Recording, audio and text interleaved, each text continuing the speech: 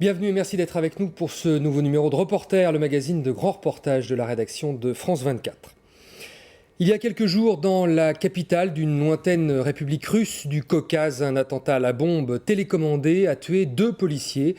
Nouvel épisode terroriste selon la terminologie locale. La province en question, c'est la Tchétchénie, grande comme 2 départements français. La capitale, Grozny, la ville martyre qui, on va le voir, semble renaître de ses cendres après ces années de guerre. En tout cas, la propagande s'emploie à le montrer.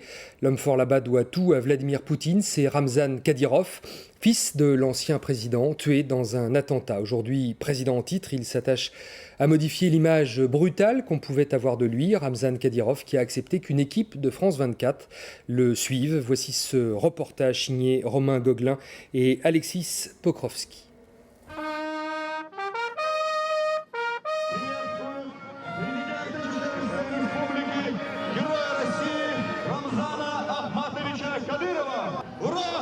Hourra pour le président tchétchène Ramzan Kadyrov, héros national de Russie.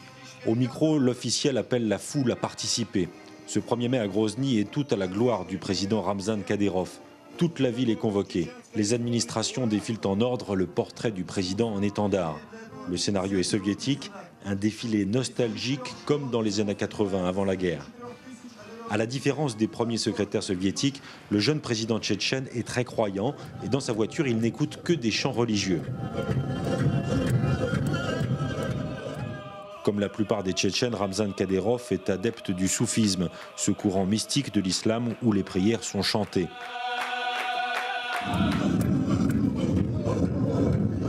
Ramzan Kadyrov n'a pas de chauffeur, il délègue le moins possible, il aime être seul au volant de sa voiture et aux commandes de la Tchétchénie. C'est mon peuple, ma république. Ce qui se passe ici me touche et je veux que tout le monde voit ce qu'on fait. En Tchétchénie, le visiteur est avant tout frappé par les portraits du président. Ils sont partout. Ramzan Kadyrov est le fils de l'ancien président tué dans un attentat et c'est Vladimir Poutine qui l'a désigné à la tête de la Tchétchénie. Je suis l'homme de Poutine. Je suis son fantassin. C'est un homme, un vrai, quelqu'un qui tient parole. Ce n'est pas quelqu'un qui trahit ses proches. Je lui suis fidèle. Ramzan Kadyrov doit tout à Vladimir Poutine. Avec un autre président à la tête de la Russie, Ramzan Kadyrov pourrait perdre le soutien du Kremlin. Il le sait et il travaille son image pour gagner la confiance du prochain président. Vous savez, pour moi, le plus important est que vous montriez ce qui se passe ici. Il faut le montrer à ces Tchétchènes qui vivent en France. On me présente comme un bandit et un assassin. Ils verront que je ne tue personne et qu'en réalité je construis. En Tchétchénie, la réputation de Ramzan Kadyrov a déjà changé. Ici à Grozny, tous les Tchétchènes disent aimer leur président. Il a ramené la paix et il reconstruit la République. Il n'a pas un seul opposant et personne n'oserait dire ou faire quelque chose contre Ramzan Kadyrov ou ses soldats. Voilà des mois que Ramzan Kadyrov travaille son image et peu à peu, il a réussi à effacer sa mauvaise réputation. Comment qui que ce soit pourrait être contre Ramzan? Il a fait quelque chose de bien pour chacun d'entre nous. Pourquoi on en aurait peur? Non, on n'en a pas peur. Il ne nous a donné aucune raison d'avoir peur. Tout le monde en avait l'image d'un militaire, d'un homme qui se rendait coupable de torture et de violence. À l'époque, les défenseurs des droits de l'homme étaient très actifs. Finalement, aujourd'hui, l'image de Ramzan a changé, tout autant que l'aspect de Grozny. Le centre de Grozny est méconnaissable. Les traces de la guerre ont disparu de la principale avenue de la ville. À en croire Ramzan Kadyrov, la capitale sera totalement reconstruite avant la fin du 2e mandat présidentiel de Vladimir Poutine. Pour l'instant, on a tout reconstruit sans avoir reçu un seul rouble de Moscou. Moscou est content, Grozny se reconstruit et on ne parle plus de la guerre. Si on parle de la situation générale, on peut dire que la Tchétchénie est une région très calme. Bien sûr, il y a des meurtres de temps en temps, mais ce genre de choses arrive partout. De fait, les organisations de défense des droits de l'homme confirment que la situation s'est considérablement améliorée. Moscou n'en demande pas plus. Comme les Tchétchènes, le Kremlin veut effacer les souvenirs de la guerre. Il n'y avait que des ruines. On ne savait pas où mettre les pieds. Aujourd'hui, on n'arrive pas à croire à quel point tout a changé. Même le soir, les enfants sont contents, avec les manèges et les balançoires. Dieu fasse que Ramzan Kadyrov ait une longue vie. C'est lui qui a tout reconstruit.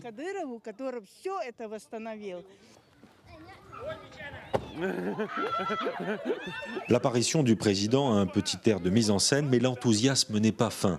En Tchétchénie, Ramzan Kadyrov est aimé des classes populaires. Le secret de la popularité de Ramzan tient de la longue période de chaos qui a régné en Tchétchénie. Maintenant, les gens apprécient son efficacité. La chaîne de télévision locale participe activement à façonner la nouvelle image du président. Aujourd'hui, Ramzan Kadyrov pose la première pierre d'un nouveau pont. Demain, le président inaugure un immeuble et après-demain, un village pour réfugiés. La télévision tchétchène évite les quartiers périphériques de Grozny. Ici, il n'est pas question de reconstruction. Les jeunes ouvriers n'ont pas reçu leur salaire depuis 2 mois, alors pour manger, ils récupèrent et revendent les briques des immeubles sans s'occuper des familles qui y vivent. Les ouvriers nous ont tout pris, ils ont tout emporté, toutes les canalisations et les planchers. On attendait la télévision et on attend Ramzan. Comment ils peuvent faire ça? On attend Ramzan. Si Ramzan la prend, ils vont le sentir passer. Il n'est pas au courant, on sait très bien qu'il n'est pas au courant. Voilà ce qui reste de l'appartement de Tamara. Elle y survit avec ses 2 enfants. Ici, pas de sanitaire et quand il pleut, ils sont obligés de se réfugier chez les voisins. Maintenant que la télévision est venue les voir, les habitants du quartier sont certains que le président viendra les aider. Mais pour l'instant, Ramzan Kadyrov préside la reconstruction du stade où son père est mort dans un attentat. Le responsable de la reconstruction de Grozny est là non seulement pour accueillir le président, mais aussi pour jouer avec lui au ballon.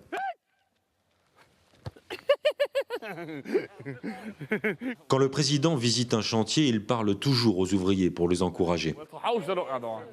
Partout où il passe, des gens l'abordent pour lui demander de l'aide, pour l'obtention d'un appartement ou pour un soutien financier. Je n'ai jamais de jour férié. Je travaille tous les jours. Je n'ai jamais été en vacances.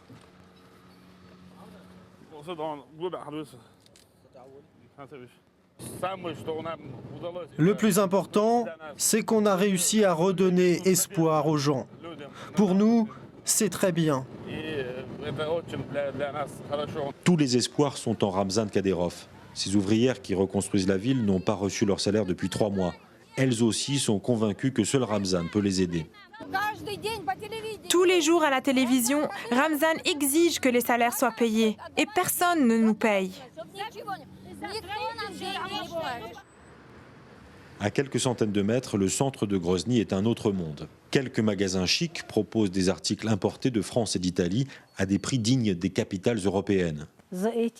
Ces 15 dernières années, les Tchétchènes ont tout supporté. Et maintenant, c'est Allah et Ramzan qui nous aident. Une infime minorité de Tchétchènes peut se permettre ces chaussures à 640 €. Les gens se sont fait à l'idée que certains ont eu le temps de s'enrichir et qu'il ne leur reste rien.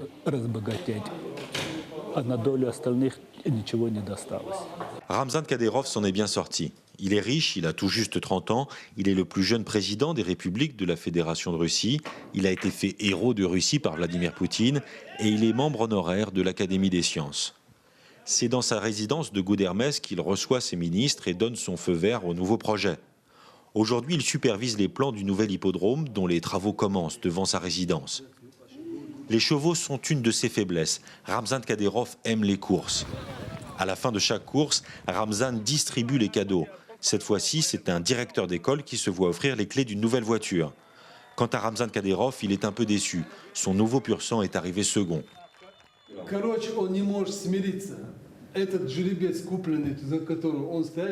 En fait, il a du mal à avaler que l'étalon qu'il a payé 312 000 $ finisse toujours après l'autre étalon qui ne lui a coûté que 35 000.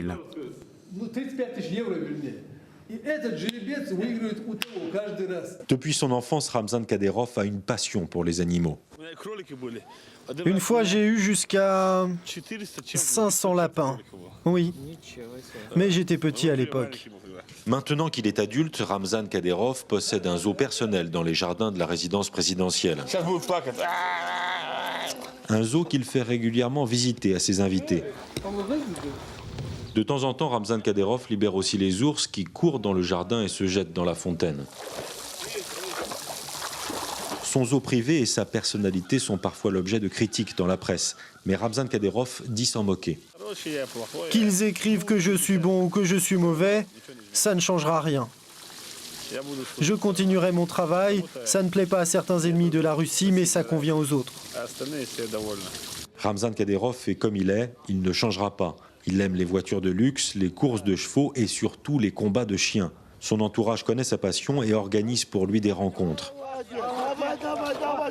Les combats se déroulent en petits comités et en général la presse locale n'y est pas invitée.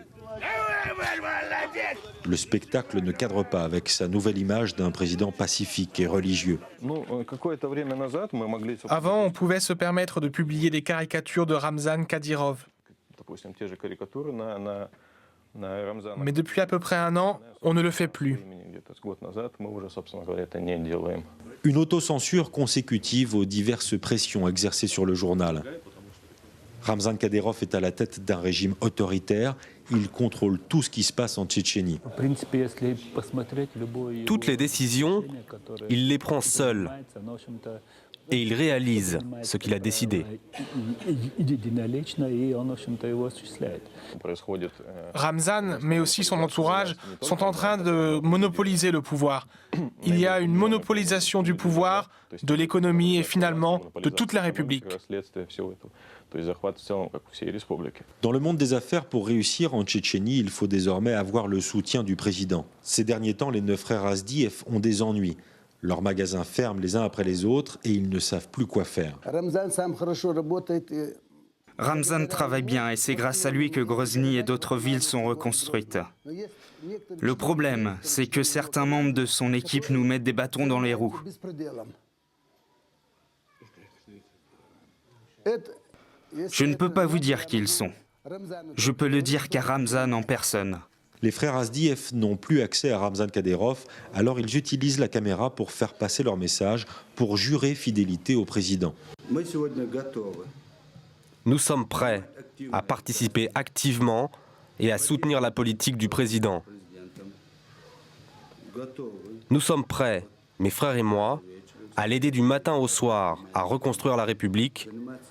Nous, prêts à être ses frères d'armes. La déclaration est si solennelle qu'elle sonne comme un serment d'allégeance. Ils pensent que Ramzan Kadyrov n'est pas au courant de leurs difficultés. Et pourtant, Ramzan Kadyrov passe tous les jours devant chez eux lorsqu'il rentre dans son village de Tientaroy, à un peu plus de 60 km de Grozny. C'est là que le protégé de Vladimir Poutine a installé son épouse et ses 5 enfants. Loin de Grozny et très loin du Kremlin.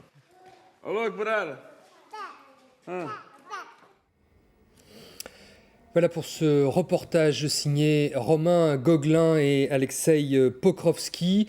Et puis on ne peut parler bien sûr de la Tchétchénie sans évoquer la mémoire de la journaliste Anna Politkovskaya qui a inlassablement dénoncé dans de nombreux articles et dans plusieurs ouvrages les crimes qu'on y commettait et les atteintes aux droits de l'homme. Anna Politkovskaya qui a été assassinée à Moscou à l'automne dernier. C'était le 7 octobre. C'est la fin de ce magazine. Merci de l'avoir suivi. On se retrouve la semaine prochaine à la même heure pour un nouveau numéro de Reporter sur France 24.